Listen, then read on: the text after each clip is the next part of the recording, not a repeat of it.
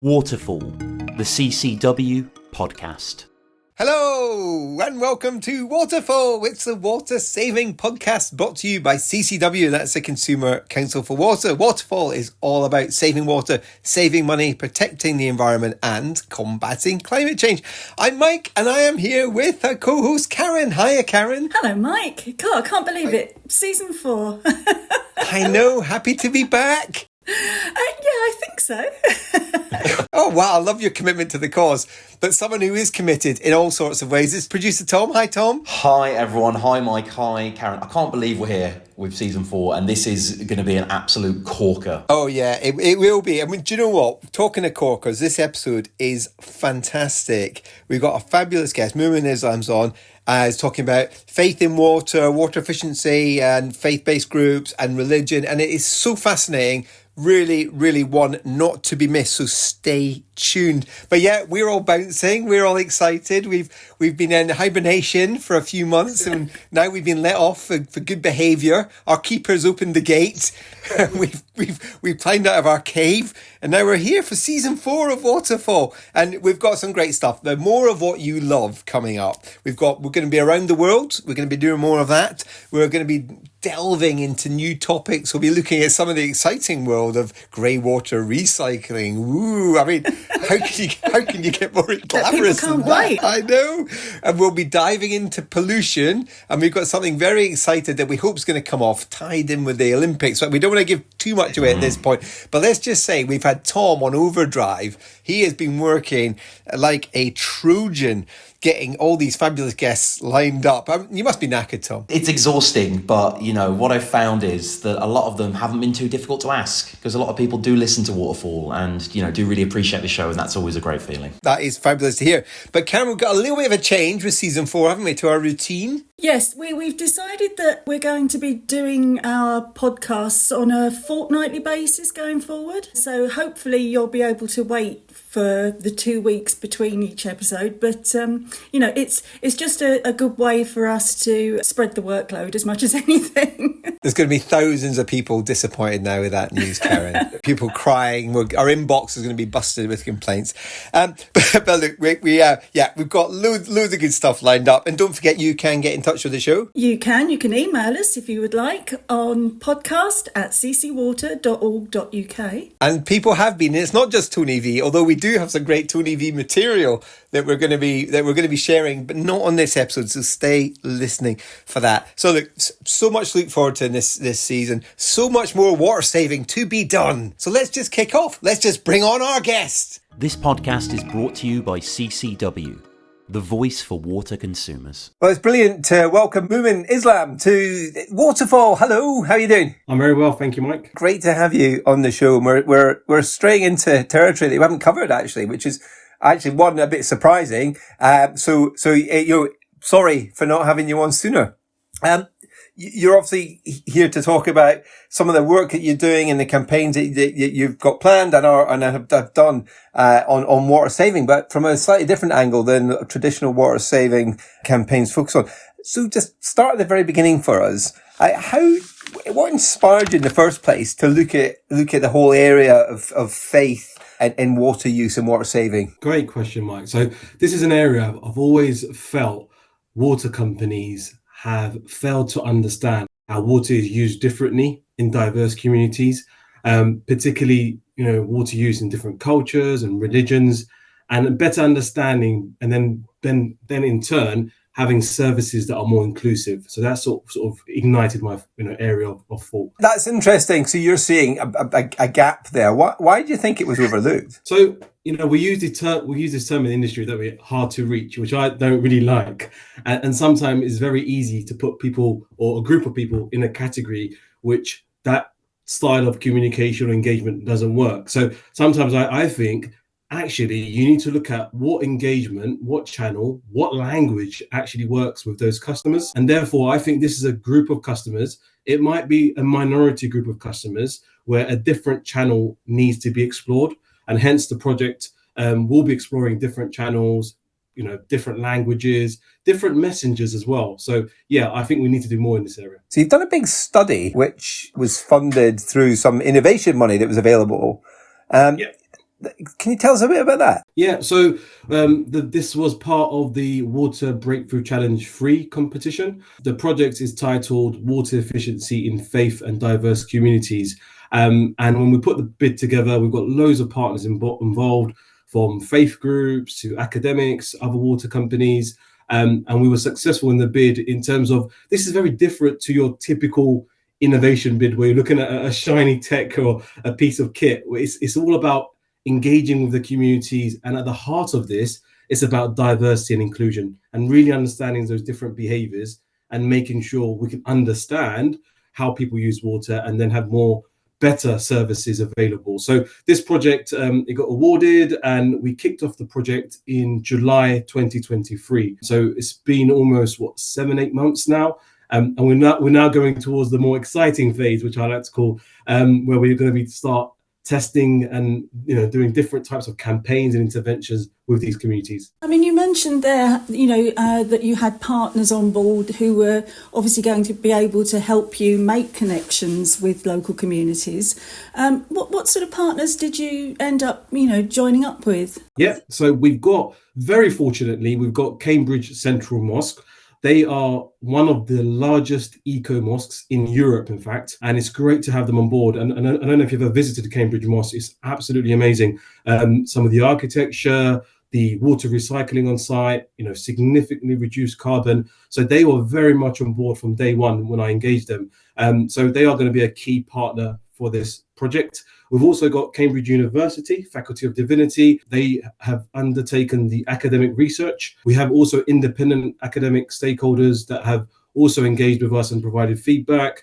We've also got 5 other water companies, and we've actually got a good geographic spread as well. So all the way in the north, Middlesbrough, Northumbrian water, to all the way down in the south, so covering Brighton and sort of Plymouth and those areas. So we've got water companies, we've got different faith groups, so people like Eco-Seek, Hindu Climate Action, Eco-Judaism, all having a role and have provided input from the beginning of the project. So there are quite a few partners. I've also forgot to mention WaterWise, of course. So WaterWise and the experience they bring is absolutely amazing. And as I said, as the project has sort of kicked off in July, we've had a lot of interest as well from different stakeholders, which has been great. And people have provided different input and insight, and it's only growing as we go forward towards building the campaign. Yeah, I mean, it's heartening to think that other companies have recognised the importance of understanding the communities that they serve. Yeah, I think we've got to be honest, water companies, the workforce that we have currently, does it actually reflect the communities that we serve? There's different diverse communities there, and we need to do more to understand. And I can share a bit later some of the findings from the academic research. What came up right at the top, and we could talk about this later as well, was trust, and also companies giving more time to understand and listen to these communities. There is a whole element of trust we need to overcome, but also at the same time, I think there's a whole understanding and learning piece for water companies. I couldn't agree more. I think that's a really important point. It becomes increasingly important when we consider the impacts of climate change and what we're really expecting consumers to deliver in terms of water saving and reducing the amount of water that they use more generally. So as I say, I think that's a really important point you've just made. Yeah, and I think you're spot on, because from a company point of view, it starts with understanding your customers and the people you serve. And again, we're all very much in agreement here. Not enough is done to understand the richness and what makes people tick. But the other side of the coin is that people have to trust the company. And if you don't trust your company, and we've touched on this quite a few times on Waterfall, if you don't really trust your company, why would you kind of do things to help them in terms of reducing your water use? And I just want to ask you about that, the project. So you've got these partners, which is great. I mean, a really impressive range of people there. And obviously you've got the Cambridge University bomb that you can name drop. Oh, look, it's Cambridge Uni. So you got a nice badge of proper credibility there, which is really good for this project. So you said that phase 1's done, and then you're moving on to more interesting phases. So tell us a bit about the dull phase. What did that deliver? Yeah, I wouldn't actually call it a dull phase. I think it was quite incredible in terms of insight. So, when we kicked the project in July, the first 6 months, it was mainly focused on understanding and learning. So we call it the academic research phase, which Cambridge University undertook. And we learned so much in that phase, just going into communities, understanding how they use water, not just how they value water, but in terms of daily practices, special occasions, and also some of the barriers and opportunities from that research as well. So not only did we have Cambridge University, we also had an organization called Grace, and they also research some of the other mainstream religions and cultures. And as I said, in terms of some of the sort of key findings from that research, just to share, number one is definitely trust. And when I mean trust, it's not just trust in the water companies, but there's a whole another layer of trust in terms of government, in terms of from a political angle. There is something we need to be conscious of when we approach these communities. And you see it in the past, the COVID vaccine rollout and so forth. So we need to be very mindful of this when we approach these communities. And the other bit that came out was that everyone is not the same. You can't generalize, you can't stereotype. Everyone has different religious devotion. Not everyone actually prays, so you can't brush everyone with the same paintbrush. So that was the other bit that came out. And there are certain ins in the communities, i.e. there are people in the community that are very influential, key opinion formers, people like imams, religious leaders, community volunteers that are so important in this project because they are the movers and shakers and actually that whole, get the message out to the wider population. So some of the stuff that came out from the project, and we've used all that insight now where we're building these campaigns over spring and summer, looking at two areas predominantly. One is wudu. I'll explain what that is. So that's basically, in translation, it's ablution. It's an act of ritual washing before prayers. So where Muslims would wash certain limbs like hand, feet, face before prayers. And that's where we saw a massive saving opportunity. On average, a Muslim can use up to 6 liters of water per wudu. So more so in the home as opposed to the place of worship. But tradition is actually the Prophet, peace be upon him, that Muslims emulate and follow, actually use only 0.5 to 0.7 liters. And there is your biggest hook there. So if Muslims, for their wudu session, could use towards, say, 0.5, 0.7, even just say a liter, that's a massive reduction if you think about it across, if you can have that across the scale. So that's definitely an area where we're looking at, and we're working with Cambridge Mosque in terms of the wudu campaign. And the second area is cooking. Cooking is a bit more broad.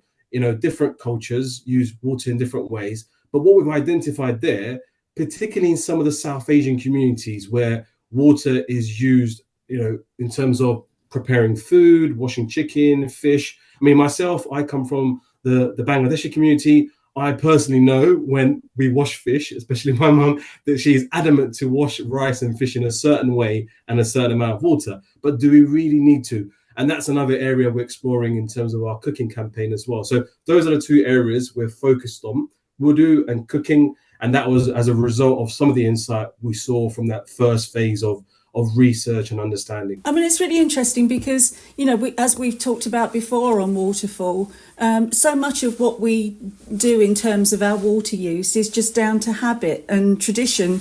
And although sometimes it can seem like it needs to take a big change, actually it's making small adjustments that can make a real difference if we're all working collectively together. Absolutely. I couldn't agree more. And that was one of the feedbacks we got from one of the researchers saying some of these habits are ingrained over such a long time and actually over generations as well. So it's going to take time. Don't think you're going to do a campaign this summer and that's it. You're going to need to do this regularly. So one of the ideas actually from Cambridge Central Mosque, the Imam himself, he was saying, so every week Muslims have a gathering, have a prayer called the Jummah, the Friday prayer, and where a sermon is said about 15, 20 minutes, and then a prayer is performed. In that sermon, he said, why don't we have a topic in terms of a circuit of topics around water and water efficiency. And it goes beyond just water efficiency. It's about reducing excessiveness, waste in general as well. So I just want to share actually a quote, if I may. So this is a really powerful, famous quote from a saying of the Prophet, peace be upon him, and it's always referenced around water conservation. And this quote is, "Do not waste water, even if you're using water from a running stream or a river." And I paraphrase. And the essence of that quote is, even if you think water is plentiful, even if there is or not a water scarcity issue, you should not be wasting water. You should be using the water that you actually need. So that is a very powerful quote we'll be using as part of this campaign, and also various other engagement channels as well. So there's lots of stuff in the scriptures, whether it's the Holy Quran or the sayings of the Prophet. And again, as I said before, it's the messenger needs to be from the right person or the right organization. And in this case, it's Cambridge Central Mosque, not Cambridge Water going out and saying, you need to use less water. So I'm really confident the campaigns are going to be quite impactful and powerful. But yeah, let's wait and see in terms of what comes out.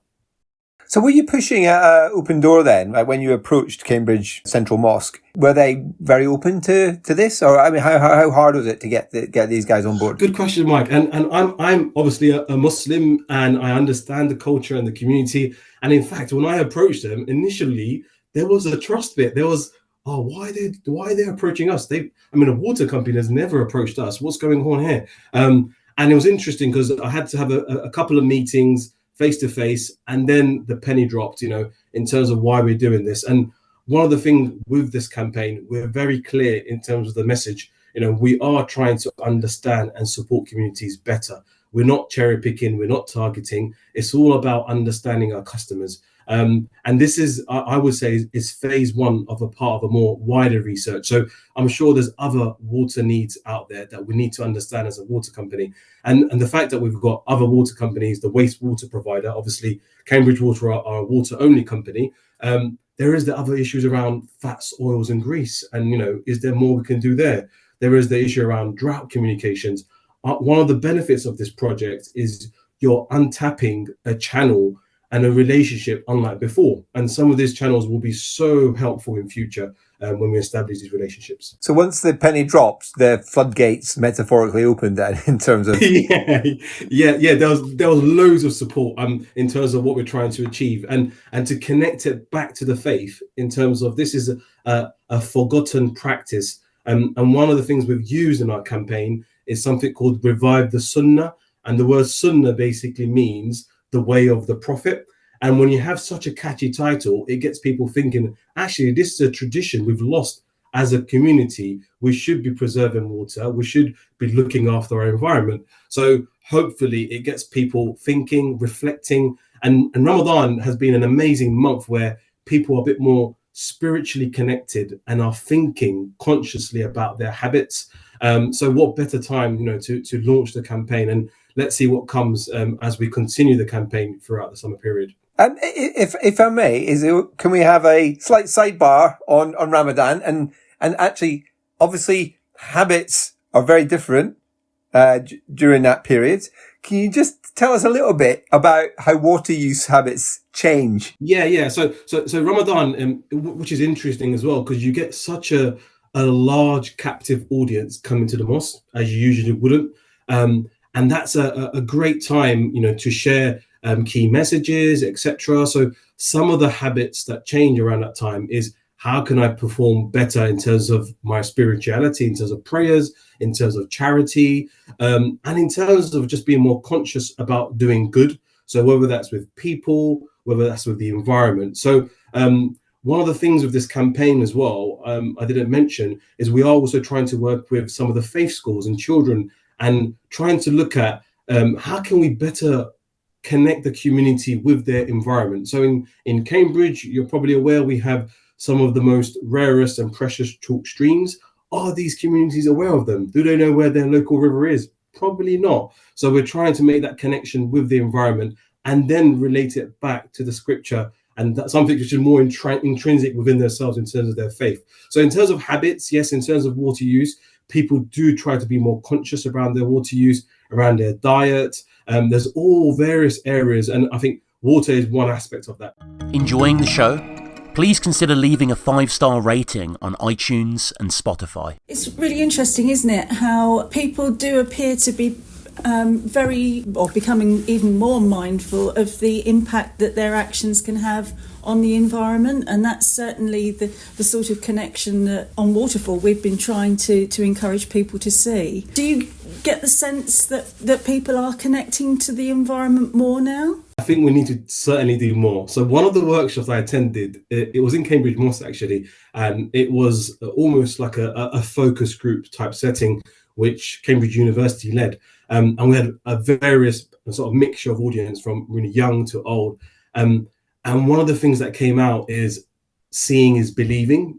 We don't actually know there's a water scarcity issue. And it probably comes up all the time, doesn't it, in terms of awareness bit. And where does our water actually come from? There is a lack of awareness of that. And I think there's so much more we can do with that. And sometimes for people just to go out to the environment, go and visit your local river to see what impact you could have, makes it much more powerful. So I personally think we need to do more, not just Cambridge Water, but as a sector in terms of connecting people to the environment. And hopefully this project, not only will it help people use safe water, but I think there's hopefully a stronger connection and the purpose and the premise of why we're trying to save water as well. Can you tell us a bit more about the campaigns? And actually, is it one campaign or is it two separate ones? The wudu and then concentrating on the cooking? Yeah, two separate campaigns. So the wudu campaign is going to be predominantly focused in the Cambridge area. And then we are looking also at the cooking campaign. As I said, it's much more broad. And that's going to be focused in the South Staffs, sort of West Midlands patch, where we'll be engaging some of the Gurdwaras, the Hindu temples, and the mosques. So looking to work with some of the South Asian communities. I mean, when you look at the project, and when we first started this project, it was open to all. It wasn't restricted to one or two communities. Hence, the last 6-7 months, we've been trying to narrow down, where is the biggest saving opportunity? Where can we get the maximum learning? And given the timescale and the budget and the resource, we thought these are the areas as a steering group where we can get maximum impact, value, and hopefully save some water at the end of it as well. And on a sort of practical level, are you able to, have you been providing people with, sort of water efficiency equipment, or, what have been the practical interventions as such? Great question, Karen. So we've got something called a wudu cup. So there was a company called Wudu Cup Limited. I noticed them actually. It was last year around November time. They just launched their company, and it's a couple of actually students in university, and they're very for water efficiency, and they notice same problem that I noticed, that we're using a lot of water when it comes to wudu, and we should be actually custodians of the environment and trying to use less. So they've created a cup which we'll be looking to use and launch. And that cup we are looking to test with what we call customers that want to opt into the project or want to be part of the water efficiency campaign and the project itself. So that's one area we're looking at in terms of a wudu cup. We're also trying to explore other devices as well. So there is tap inserts and tap aerators to use less water, and our sort of business as usual water efficiency devices. But we're continuously exploring new ideas, and we actually are working with designers and innovators to see what more we can do in this space. So that's what we'll do. But if I could give you another example in terms of cooking. So there's a lot of water used when fish is being prepared, particularly in the Bengali culture. And these fishes, they don't come from your ocean, your seas. They come from lakes, ponds, and rivers. And they tend to wash them with so much water, salt and lemon and whatnot to get the smell away and to prepare it.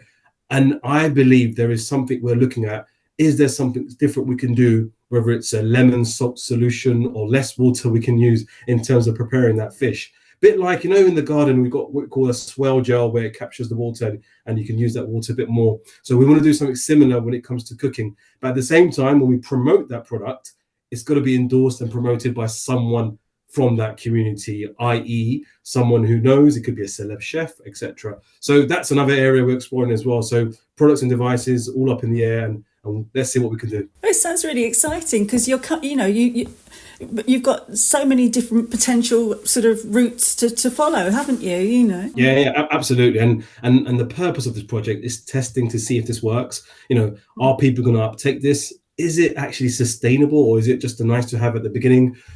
So we're keen to monitor that as we go along. So we've got a customer research agency on board. We've also got these customers that are actually metered as well. So we've got, thankfully, a good meter penetration in the areas we're targeting. So we'll be able to track and monitor, are these campaigns actually working from a quantum, i.e. usage level, but also we're going to use the WaterWise evaluation behavior toolkit as well as part of this. So there's going to be different ways of evaluating to see what works and what doesn't work. Yeah, because at the end of the day, that's really an important part of the process, isn't it? Because, if there are different approaches being adopted, we need to be able to say what's working and what isn't. And I think, that's where you can start to share the learning and encourage other companies to go down a similar route, Yeah, absolutely.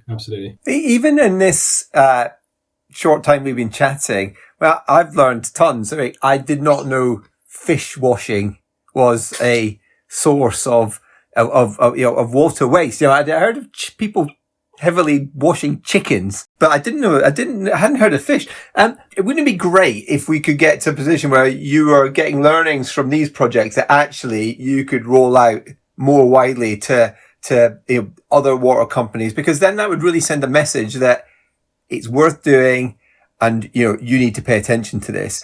Do you have plans for how are you going to share the results? Absolutely, Mike. So one of the outputs of this project is a more comprehensive, inclusive water efficiency framework. WaterWise are supporting us on that. They've got really good, tons of stuff on the website, toolkits, etc.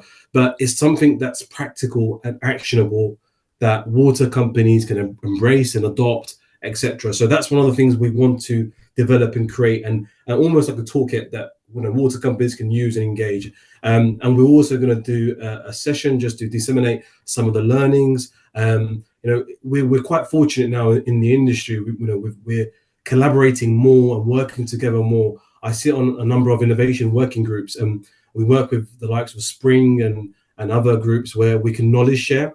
And that's one of the things we want to do at the end of this, is share, what is some of the insight here. And I think there's so many folds here. One is your communities, but what about your actual workforce and the whole EDI perspective, equality, diversity, and inclusion? There's something there as well that we need to recognize as part of this project. So lots will come out of this, I'm hoping. And the idea is this, the last phase. So the campaigns phase is between March and September. And then September to December, January is where we do that evaluation, learning, and share the insight with the rest of the industry. Now, you work for South Staffs Cambridge, which, as you say, is a water-only company. If you were listening to this podcast and you're sitting in some Scunthorpe, right, and you're going, this all sounds really interesting, but South Staffs Cambridge aren't my water company, what would you recommend they do if you've piqued their interest? What would you recommend in terms of trying to get something practical out of this? Again, that's a great question. So one of the challenges of this project is sometimes you think, actually, this is such a minority group of customer in terms of your wider customer base. But I think what we have to recognize is the UK has some of the largest, diverse, multicultural cities probably in the world. And if you look at the recent census, you've seen, I think the BAME community is around 18%. You've got the Muslim community up to 6.5%, I believe, the recent census. And when you look at those stats, you think, 6.5%, that's not much of a population of, 65, 70 million in the UK. But actually, that percentage, they are most likely concentrated in certain cities, and where that minority is actually a majority. So places like Birmingham, Luton, we know very well those areas are people just attracted to it because of a number of reasons, familiarity. It could be historically, in terms of racism and whatnot. But those communities where you've got such levels of concentration, those water companies need to recognize and do more for those communities.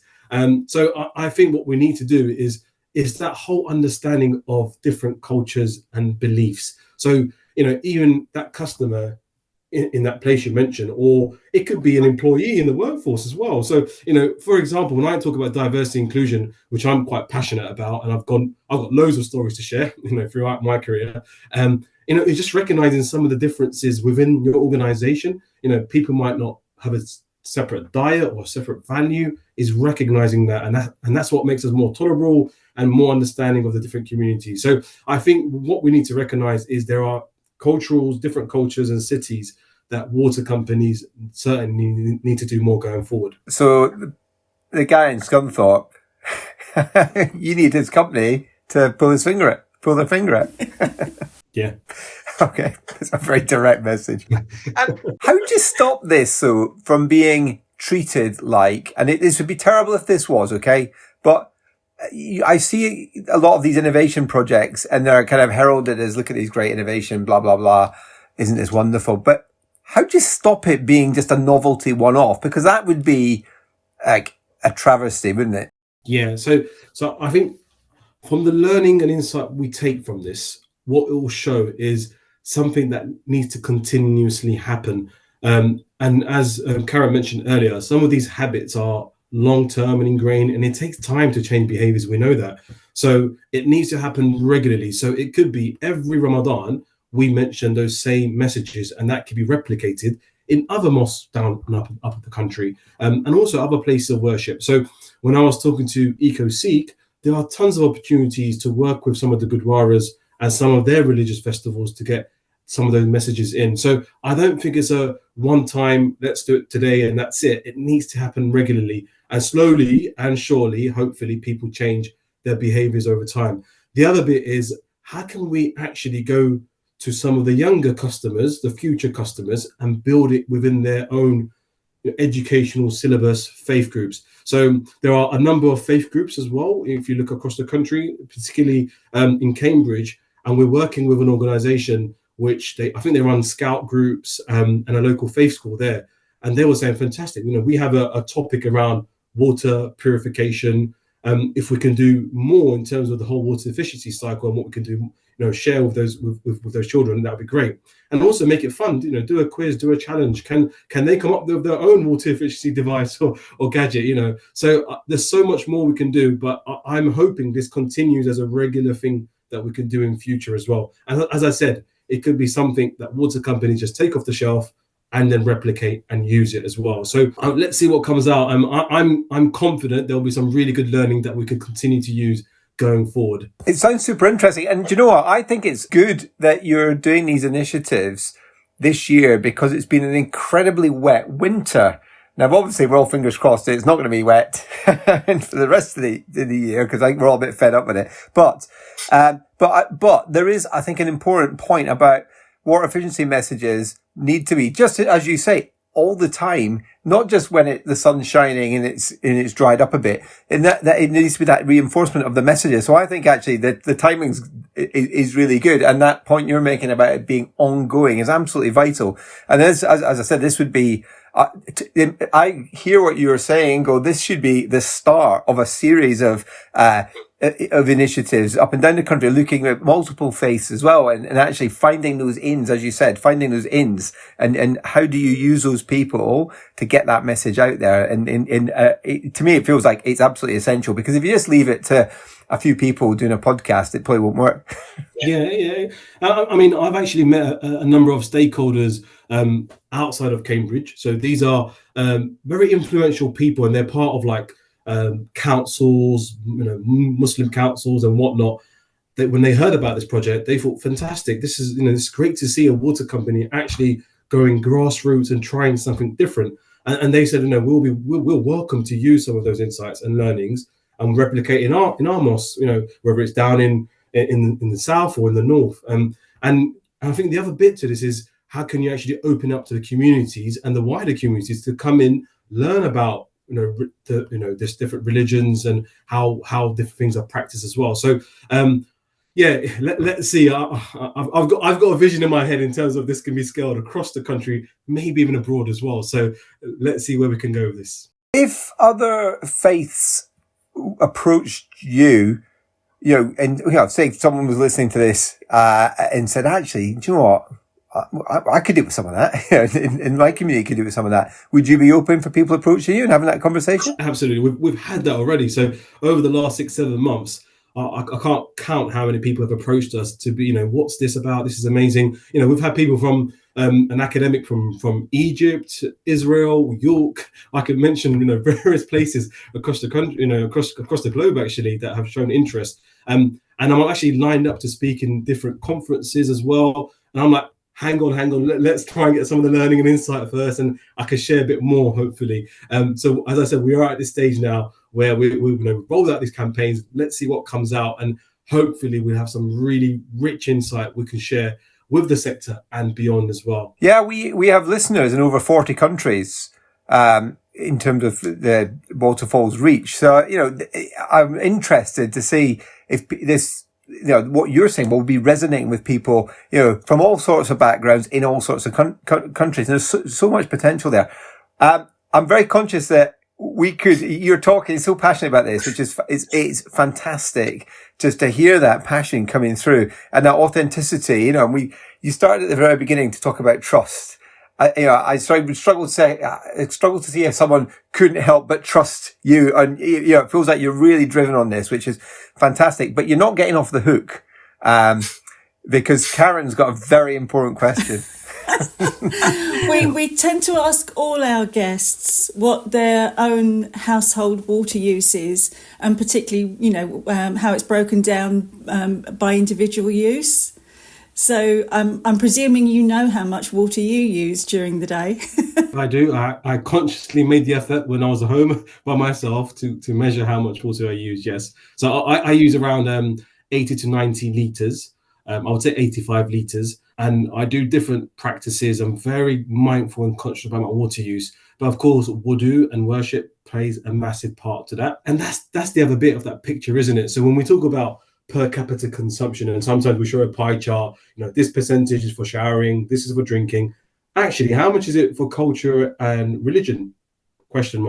Hopefully we can get some of that insight out. So that's so in terms of my usage, we have that. Of course, various devices that we use. I'm always trying to in the lookout to create something different as well. So and when my family always see me, they're always conscious around their own water use as well. So and I think what's important is it's not just about bettering the environment, water scarcity, but it's actually part of our own religious values that we should be conscious of what we're using, and not just water, but food and wasting, and that's why Ramadan was an amazing time to reflect of all, you look across the world and you think, how fortunate are you with the blessings that you have? So it is a bit about mindfulness and reflection as well when we conduct our day-to-day activities. Oh, that's a really lovely place to end on. Thank you for joining us today. It's been really fascinating hearing about what you're doing, and great to see the way you're approaching this with such great enthusiasm as well. Thank you. It's been a pleasure. Thank you. Be sure to head back through the archives and check out all the past episodes of Waterfall.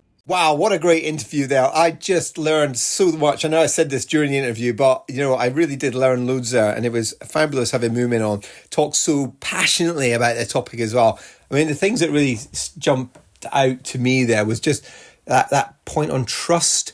You've got to trust the people who are giving you the message. And it's not just about your water provider. This is about trust much more widely. And fundamentally, you've got to know the people that you serve, as a water company. And that's a real challenge, I think, Elio, because there are lots of people out there with lots of different needs and lots of different preferences. So understanding that is so important. And then I think the other thing that really jumped out at me was there's so much to go at here, right?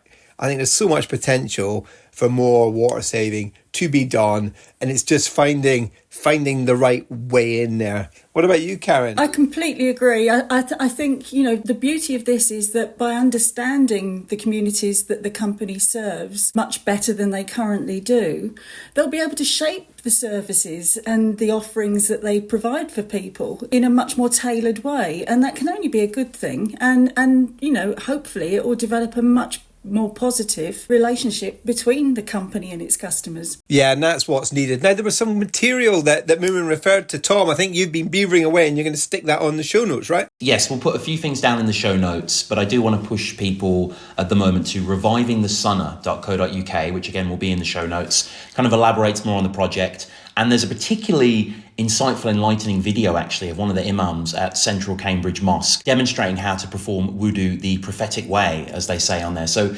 check out that video there, because I think that really brings to life a lot of what Mumin was saying. Brilliant. Look, that was a fabulous interview. Loads of great stuff for us all to take away there. But we're running out of time. Don't forget, you can get in touch with the show. You can email us at podcast@ccwater.org.uk. And don't forget to subscribe so you'll never miss an episode of season 4. And of course, we've got a huge back catalogue as well for you to dip into. So that's it. That's everything from me today. It's bye from me, Mike. Bye from me, Karen. And goodbye from me, producer Tom. Bye.